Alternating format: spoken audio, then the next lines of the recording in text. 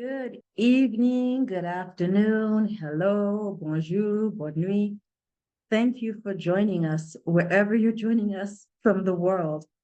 Um, Today's webinar, as you're joining the ICP webinar, in case you forget where you are, we have an excellent presentation for you today.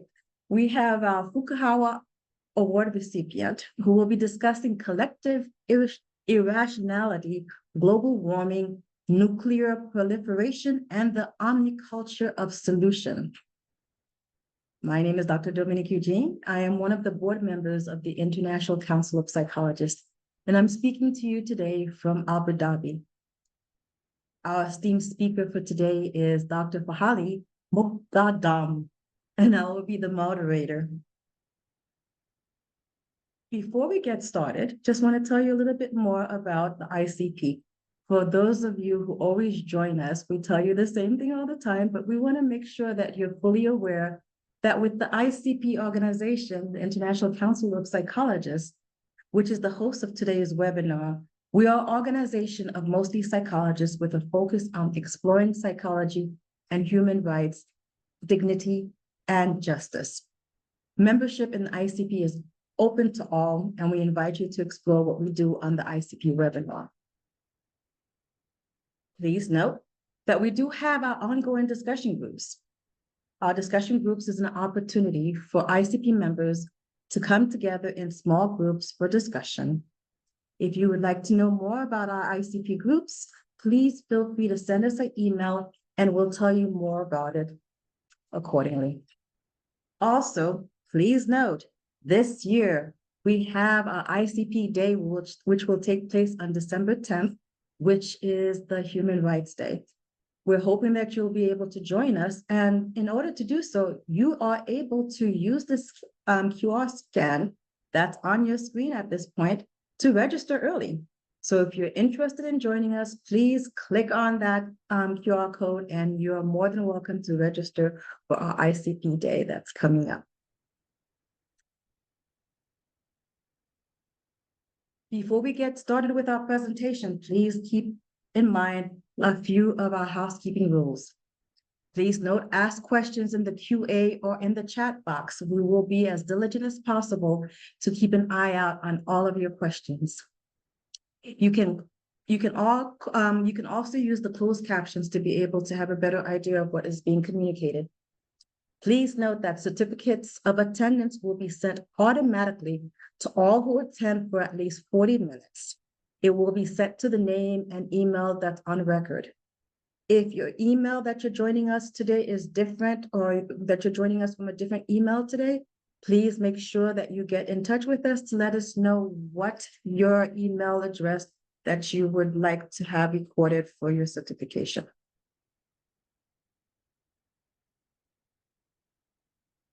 And without further ado, it is my esteemed pleasure to introduce our guest today.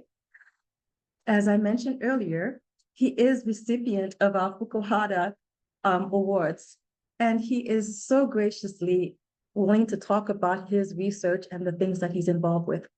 For those who are not familiar with the Fukuhara Advanced International Research and Service Award, it recognizes mid-career and senior level psychologists who has made distinguished contributions to the international psychology in research and service. Our dear friend and colleague, Dr. Moghaddam, is an Iranian-born professor of psychology at Georgetown University and editor of the Cambridge University Press series on progressive psychology. His recent books include Political Plasticity, which was published in 2023, The Psychology of Revolution, published in 2024, The Psychology of Dictatorship in 2013, The Psychology of Democracy in 2016, Mutual Radicalization in 2018, Threat to Democracy, The Appeal of Authoritarianism in an Age of Uncertainty in 2019, Collective Irrationality, which was just published in 2025, and The Psychology of Multiculturalism, Assimilation, and Omniculturalism in 2024. Again, it is with great pleasure that I turn it over to Dr. Moghaddam.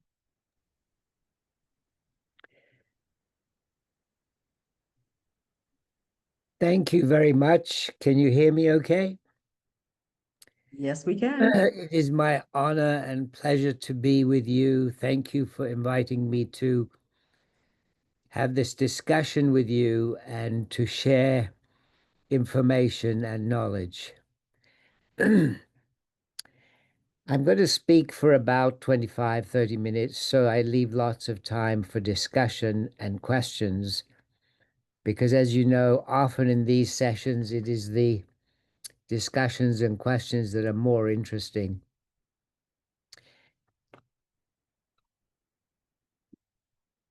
I've also asked the conveners to share with you the latest World Democracy Report, which they're going to put into chat, I think they told me. So, what is collective irrationality? Why do I want to talk about global warming, and what is omniculturalism? Collective irrationality is something that is seldom discussed in psychology. Almost all of the discussions we have are really about individual irrationality. It is at the individual level that we have been thinking about people being irrational, whether we discuss irrationality from a Freudian perspective or from a cognitive science perspective in terms of implicit processes. Most of our focus has been on individuals. And of course, this is in line with the cells to societies approach in psychology. In psychology, traditional psychology looks at behavior from cells to society. However, I've argued that it is a much better approach to look at behavior from societies to cells. Of course, both from societies to cells and cells to societies are needed, both perspectives are needed, but my argument is that we should give priority to society, which is shaping us and regulating our behavior. So, what is collective irrationality?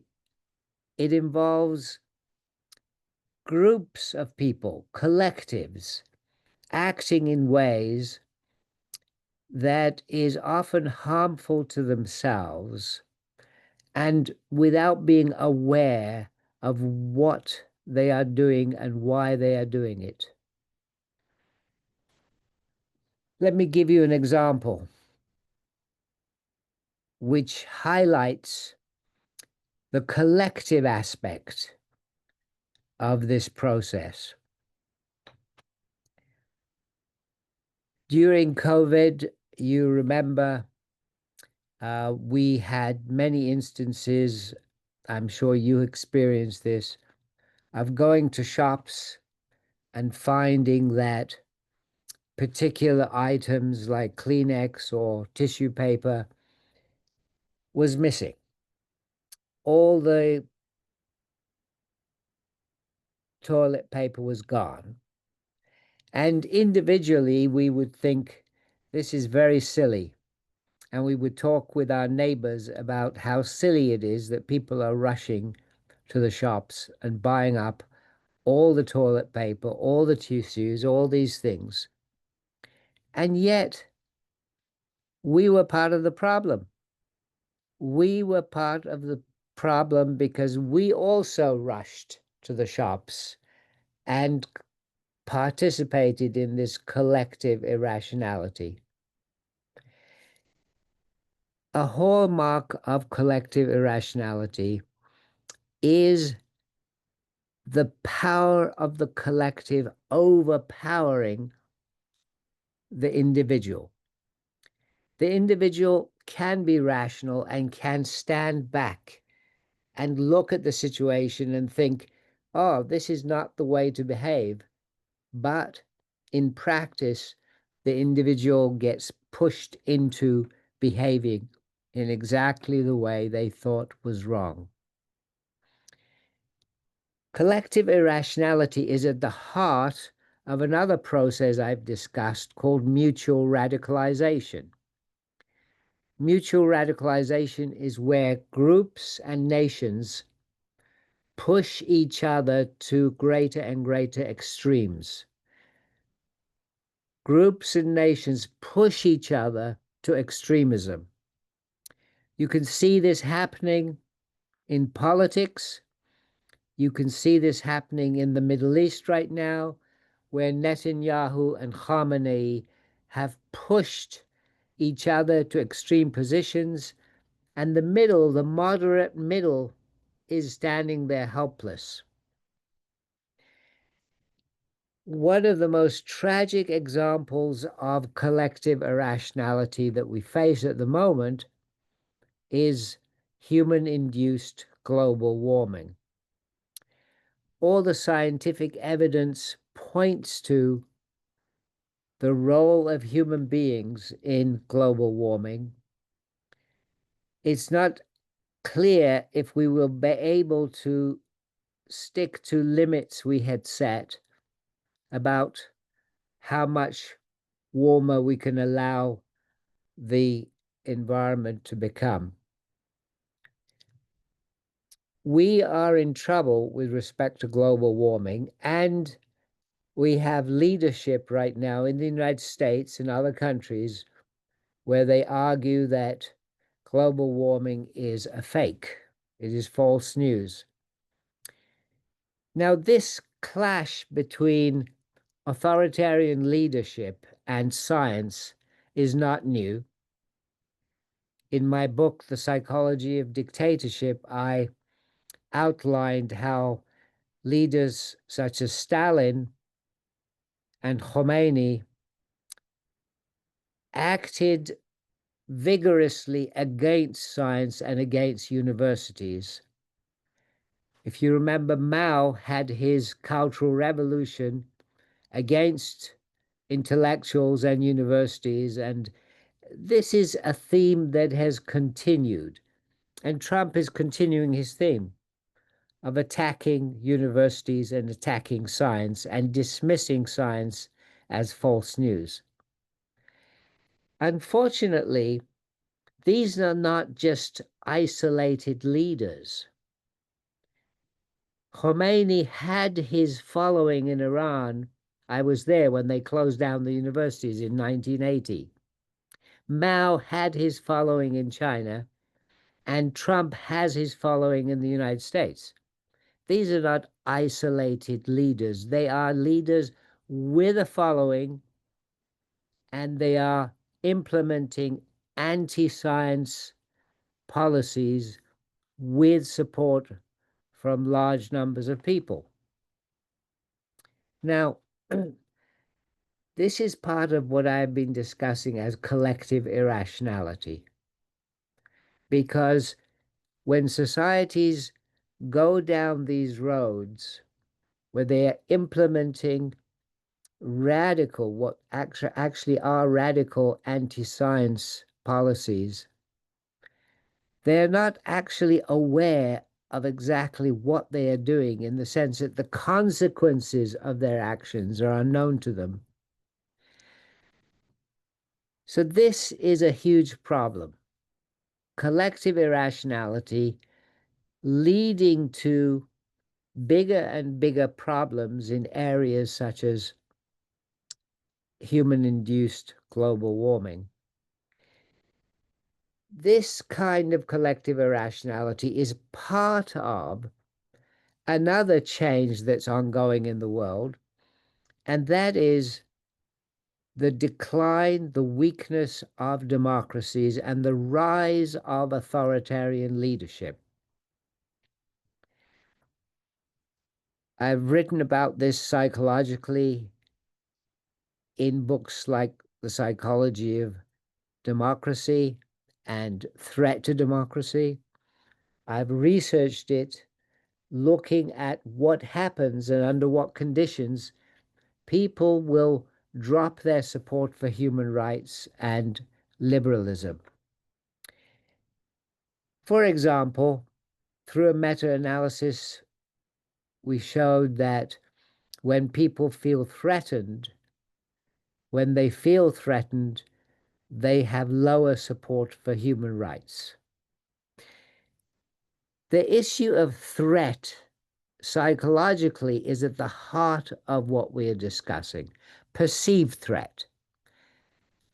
It is the feeling of threat, the perception that I am feeling threatened. And of course, this is very much related to the threat of the other, the threat of immigrants. If you listen to these authoritarian leaders, at the heart of what their message is threat. Be frightened, that's what they're saying.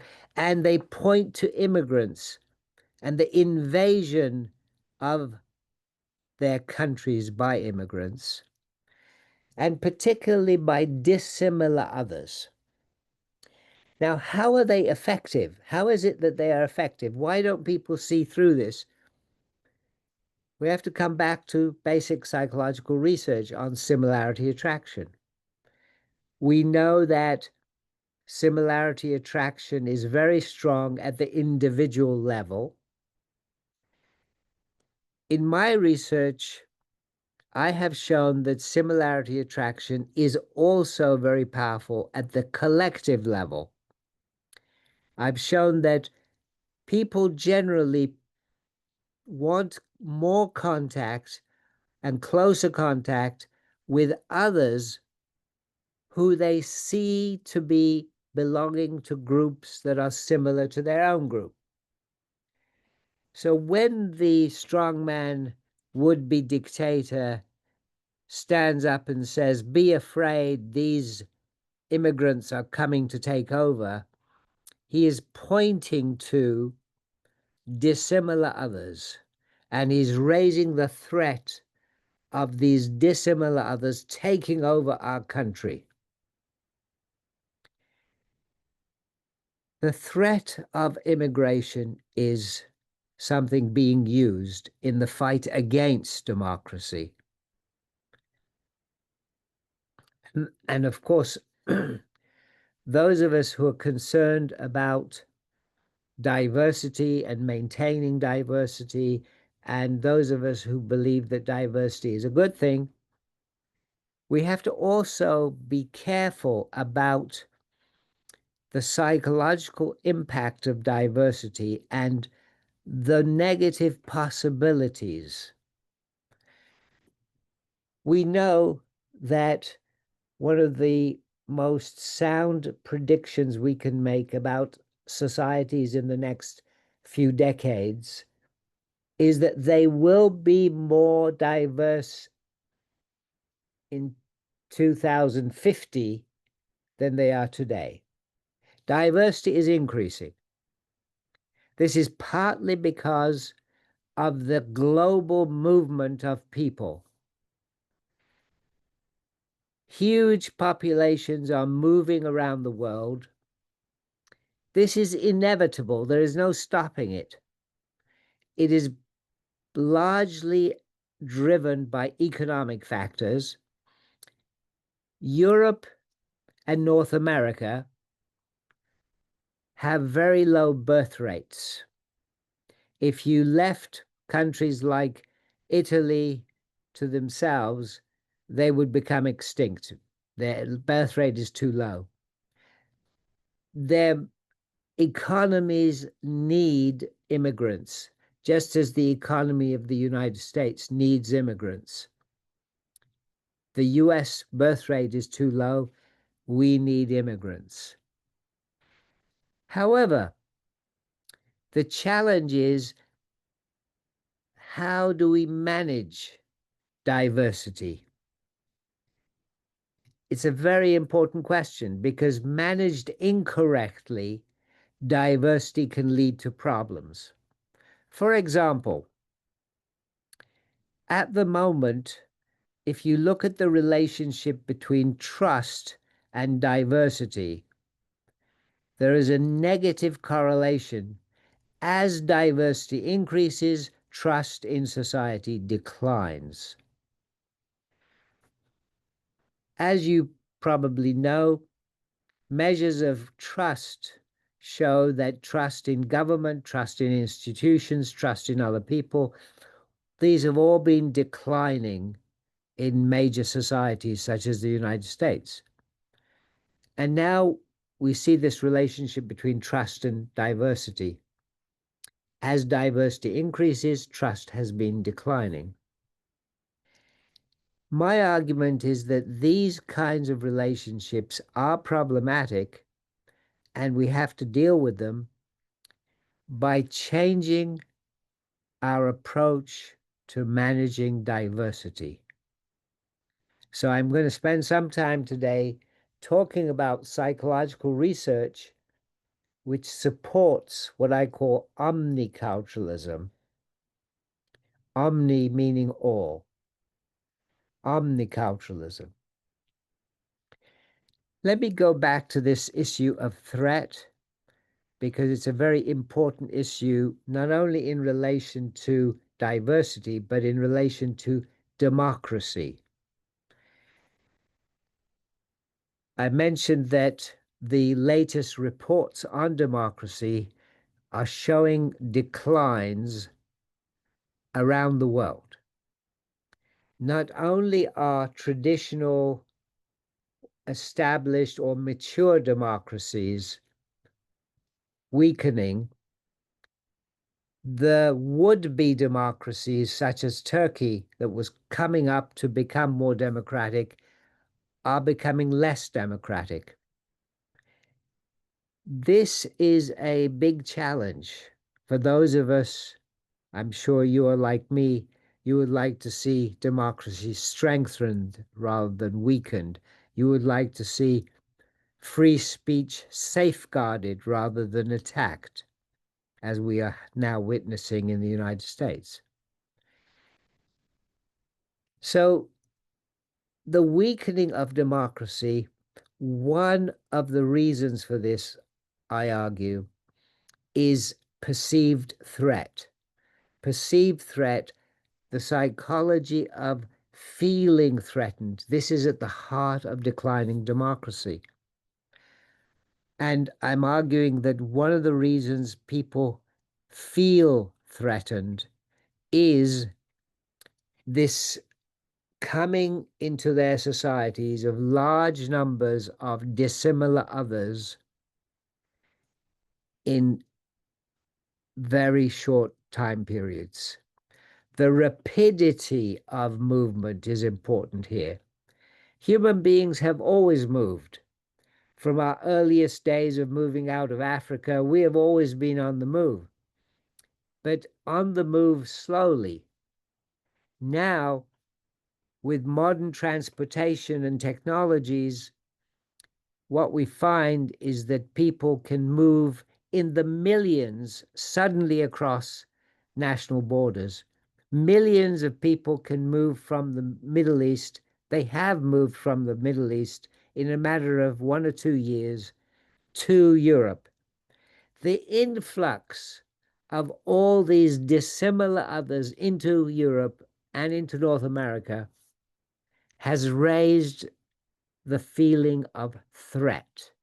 People are feeling threatened. I was interviewing people in England when Brexit was taking place, and they repeatedly talked about how they feel they are being overtaken, overpowered. They want their country back.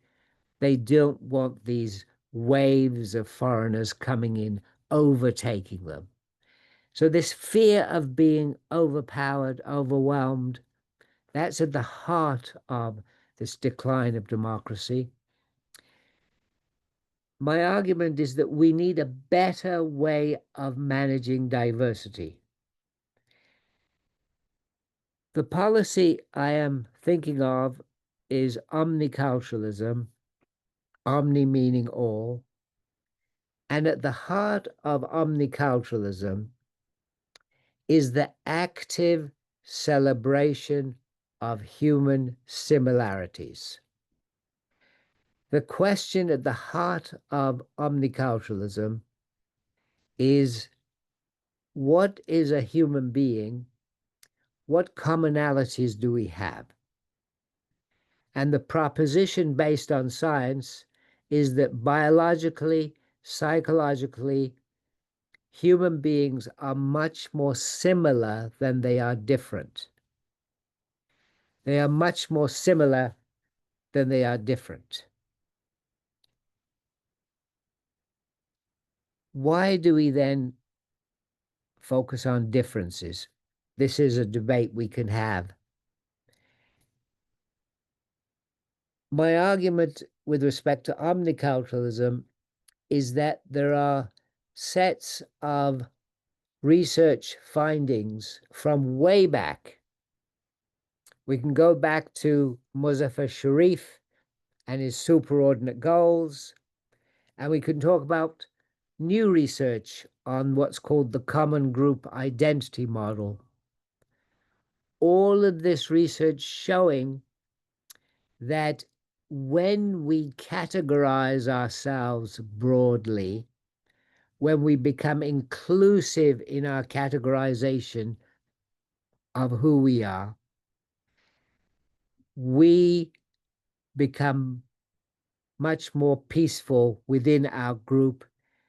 Our ethnocentrism now covers everybody in the sense that we are biased in favor of all the people within the group.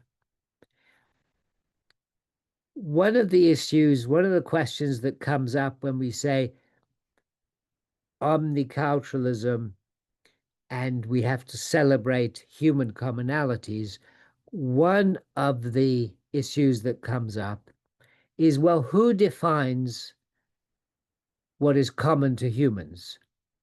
Because we know during colonial times, colonial powers defined what the criteria are.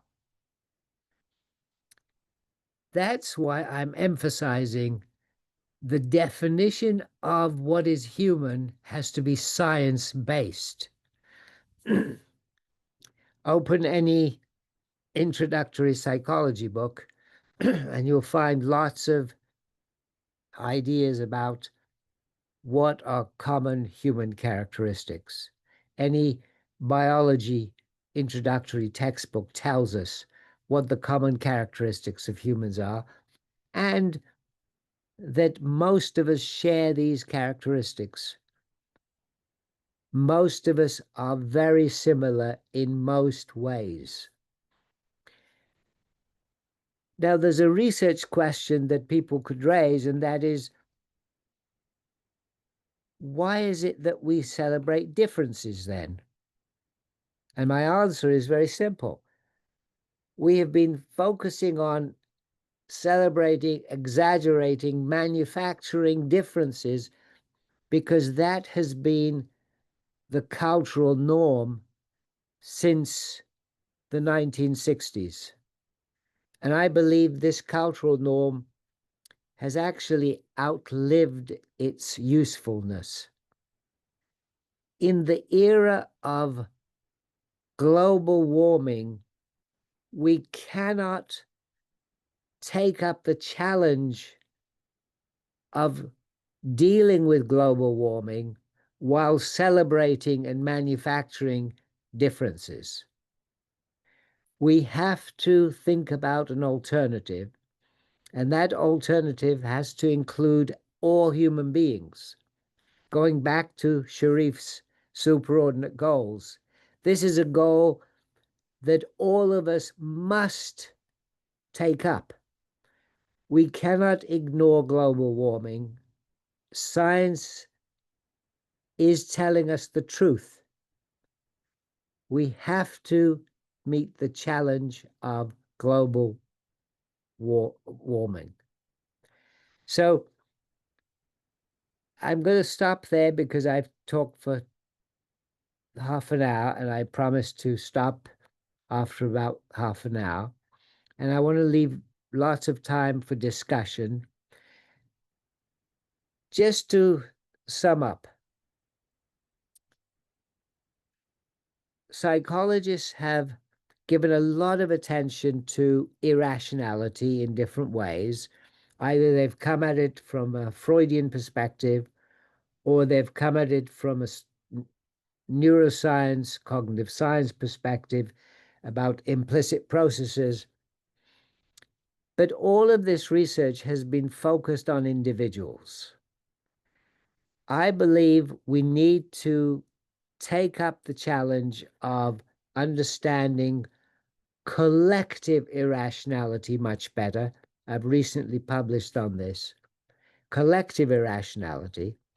And an example of that is human-induced global warming.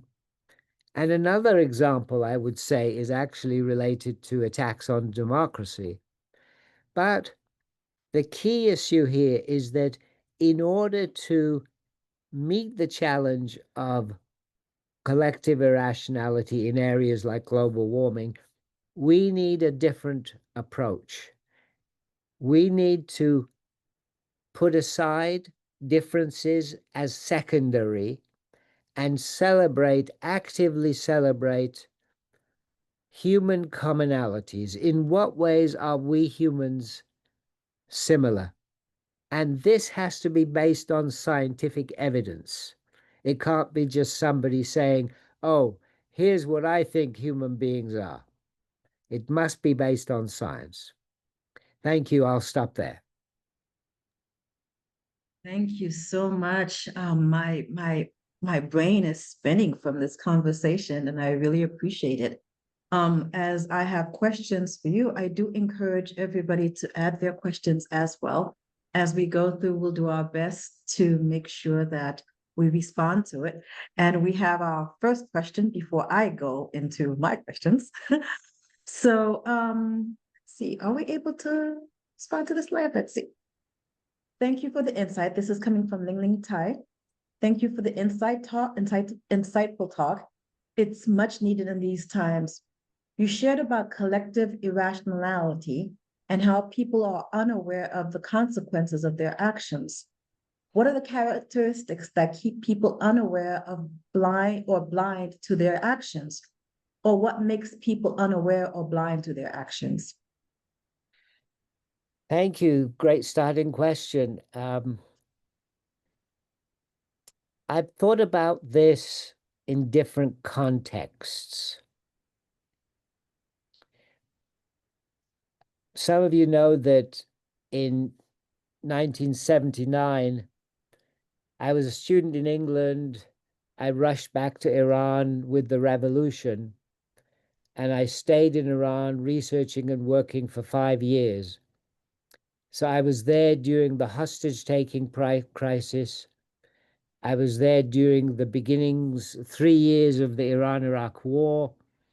I actually ended up going through to 3 different missions to that war front for the United Nations. So in different contexts, I've thought about this issue of, well,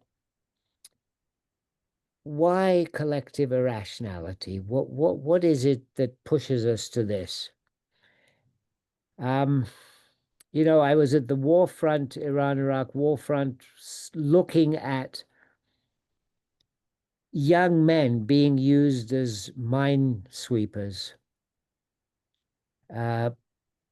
Young men who thought they were going to heaven and just plowing into fields, mined. Thousands and thousands being killed in short amount of time. And then you go into areas like what we did during COVID and the hysterical buying of goods that we all participated in.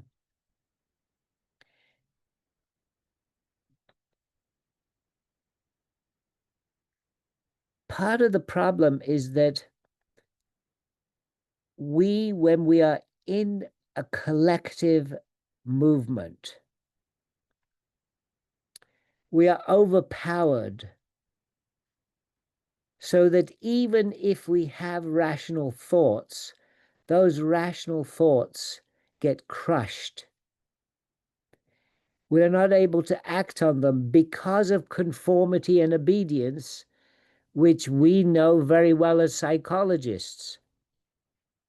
We know from about a century of research on conformity and obedience that most of the time people are, including us, we're conformists and we obey.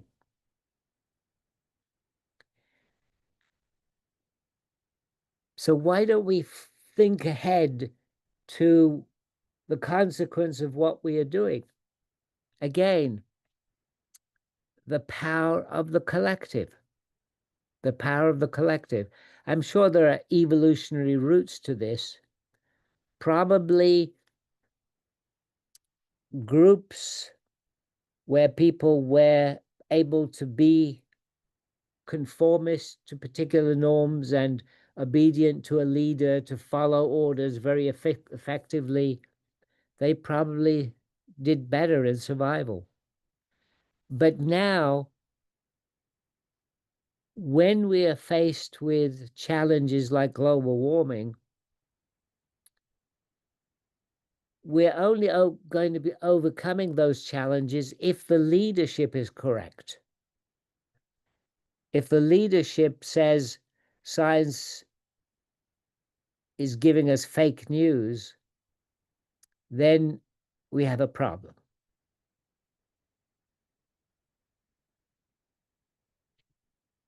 That's a heated conversation that requires a webinar of itself. We do have another question that came through. What do you think about focusing on natural intelligence and discussion groups like the Paideia modeled in schools on topics like democracy, multiculturalism, love of nature, etc.? I think that is an excellent idea, and in the best schools, the best teachers intuitively get to these kinds of solutions. Our education system really does need change. We need to give teachers more flexibility to use this kind of discussion approach, but this will only come about if we give schools the right resources. I'm all for teaching discipline, but sometimes structure and framework is used to shut down initiatives from teachers. Sometimes I've talked with teachers who seem to me to be very intelligent and creative, but they tell me that I tried this kind of experiment, but I was told I couldn't do it because I had to keep to this teaching structure. So I'm wondering if we're overdoing the rules and the regulations for what teachers can do in the classroom. I'm wondering if we need to give them more initiative, give them more openness to try different things, such as the kinds of discussions group you mentioned. I think kids are so creative, so wonderful in what they are willing to do and can do. We need to give them more possibilities, give them more openness. So that requires a structure that is more flexible. I suppose that becomes difficult to do so when federal funding is involved, because essentially, if they have to stick to the script and they have to get the fundings to keep the building running, it's hard for them to teach from a genuine perspective. And it also touches upon what we were speaking earlier about how history is being distorted. A lot of people don't know history anymore. Even as we spoke about Mustafa Sharif, not a lot of us were taught that in our psychology courses. So it seems like there's a reckoning that's taking place to erase and erode and distort, but yet there's a need to rebuild and reclaim and keep whatever truth going. Thank you so much for that. We do have some more questions and comments. Someone mentioned that it seems to me that the Gramsci's concept of hegemony is useful in this discussion and how Biko spoke of it. Any comments about that? Yes, well, that raises the issue of power and the distribution of power and how that affects the citizens and the leadership. One of the concepts I've discussed is political plasticity. As you well know, most of psychology is focused on plasticity in the mind, in the brain. Brain plasticity is commonly known. But I've discussed political plasticity, arguing that just as there is hardwiring here, there's hardwiring out there. For example, the buildings that surround us, the towns, the cities, the environment that is built around us, this is part of the hardwiring. They regulate our behavior.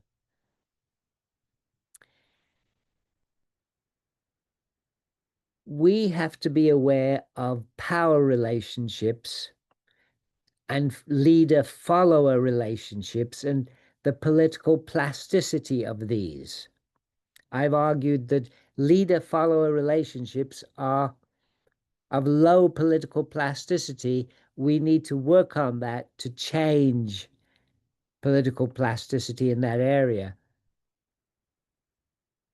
Trump, Xi, Putin, Erdogan, I could go on and on and on.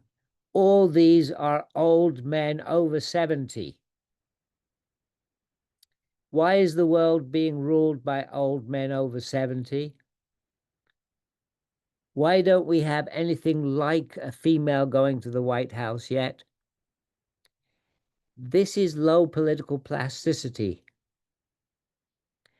When I went back to Iran after the revolution in 79, we had got rid of the Shah. He was one kind of dictator, a dogmatic man ruling with an iron fist. What did we transit into? Khomeini, an even older dogmatic man ruling with an iron fist. Most revolutions against dictatorship simply result in a new kind of dictatorship. This is what I call low political plasticity. Power is not changed. Power is simply continued in its distribution. The face of power changes. So hegemony and the distribution of power, that is central to our behavior. Unfortunately,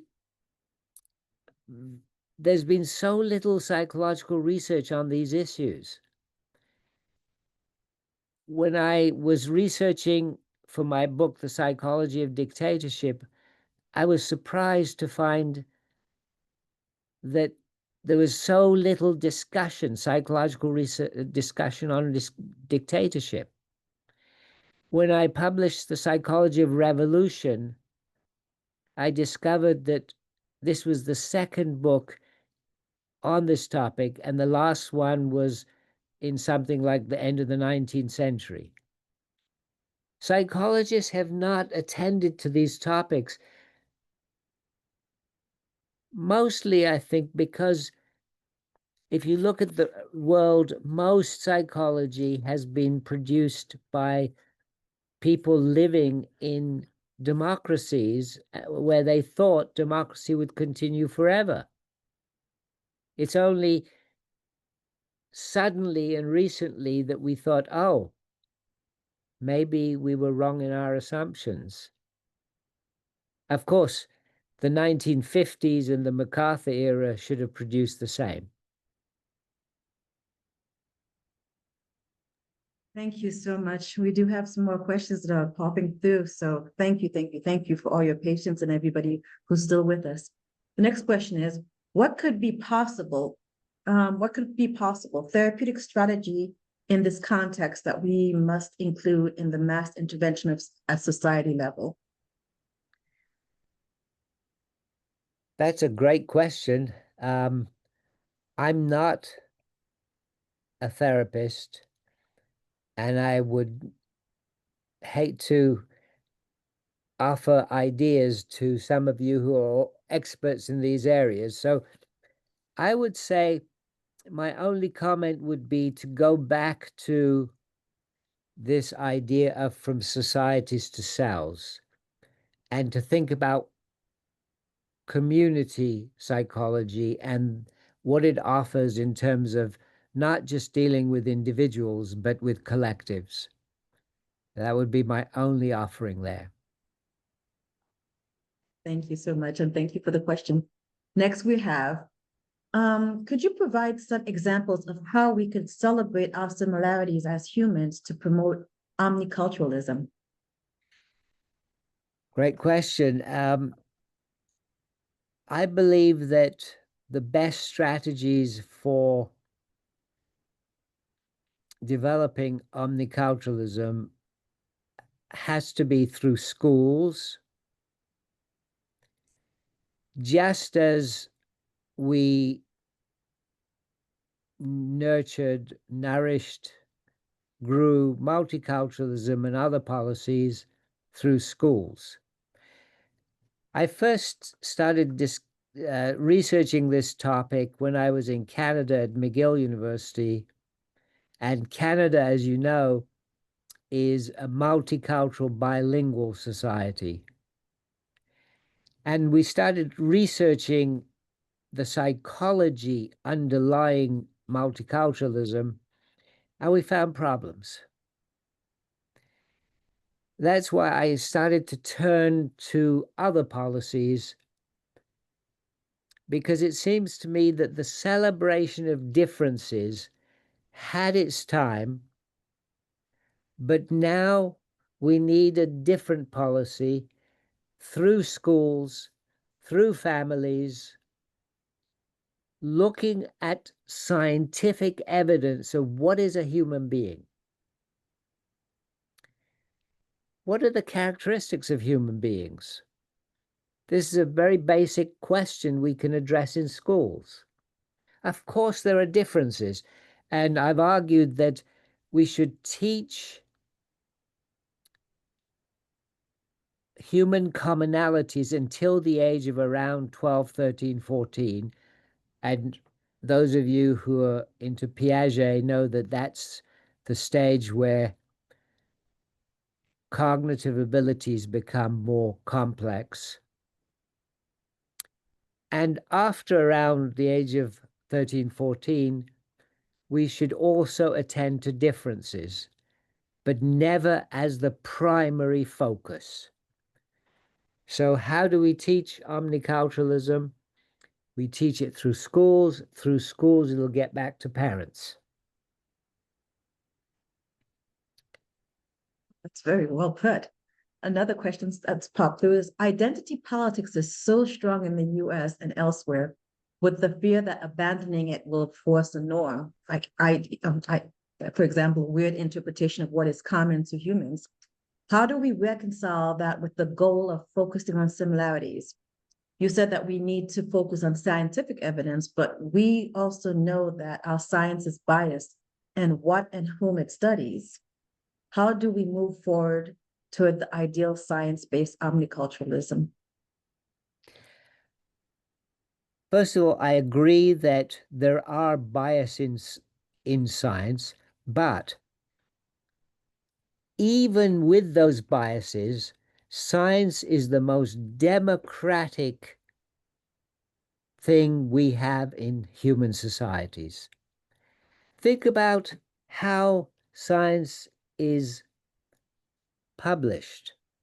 I mean, I edited a journal for APA for a while. What happens in these journals? Well, people submit papers. The papers are sent out for blind review. The reviews come back. We share the reviews with the authors, and the follow-up is always public. The evaluation is public. Now, does that mean there are no biases? No. Of course there are biases. Of course there are biases.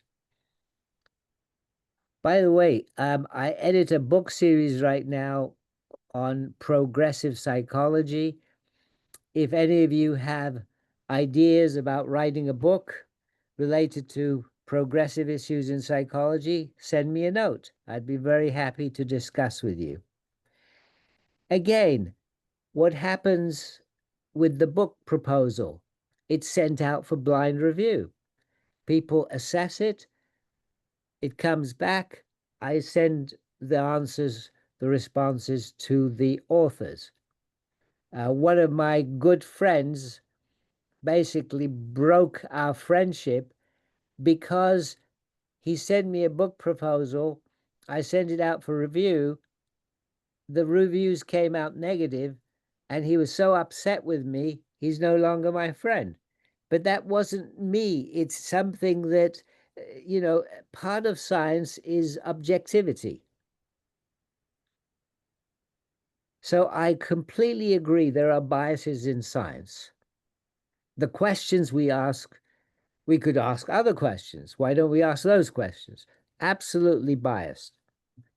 But it is the most objective, neutral thing we have. And so I would say to you, have faith that when we ask the question, what is a human being, science can come up with a relatively unbiased answer. And that would form the basis of what we teach kids about what human beings are. And we already have the information. We know, for example, genetically how very similar all humans are. That's why I get upset when people talk about racial differences as if there's these huge differences. These aren't big. Genetically, there's almost nothing there.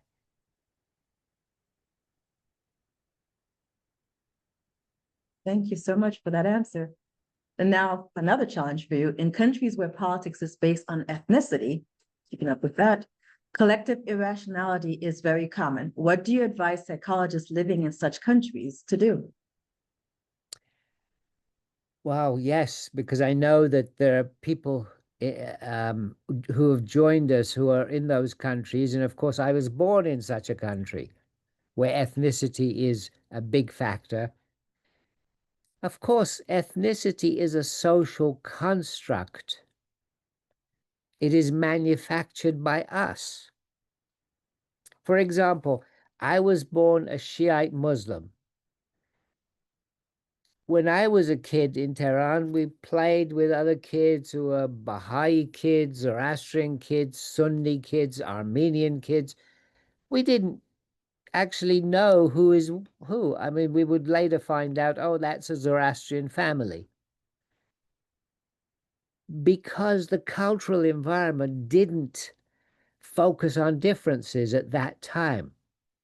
Now, in the Middle East, whether you're Sunni or Shiite is a big deal because it's been made a big deal by politics. In countries where ethnicity is large right now, this is manufactured by political processes. We know from psychological research on the minimal group paradigm, this is Henri Tajfel, the minimal group paradigm demonstrates to us that you don't need big differences to create conflict. The Tutsi and the Hutu in Rwanda are objectively very, very similar people. But out of those trivial differences, political processes manufactured huge differences, and about 1 million people died as a consequence. They were killed. Wars do not require important bases. You can have a war that kills millions of people. We have had wars that killed millions of people on the basis of trivial differences. Actually, Freud was very insightful about this. He discussed war and the narcissism of minor differences. The narcissism of minor differences. Freud was extremely insightful on this.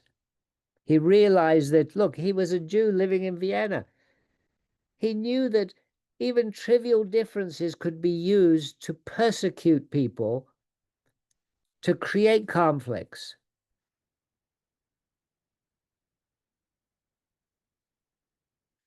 So in answer to your question, what should people do who live in these countries? Well, what you have to do is point out the truth that these differences are actually objectively trivial and they are manufactured.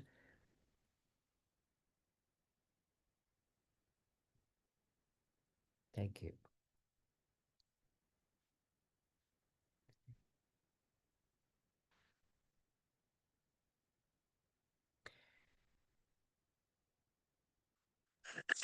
So, talking to myself as always, as we're nearing the top of the hour, there's still one burning question that comes up and that you will most likely not have time to answer.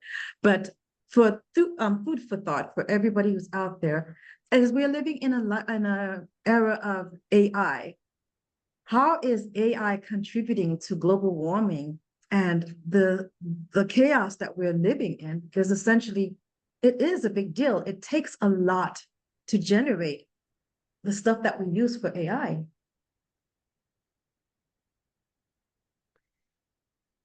I don't know if you want to take a crack at it because we're going to automatically shut off at the top of the hour. But Again, I would come back to basic psychological principles that we can only solve issues around energy by coming together as one human group faced with these enormous challenges.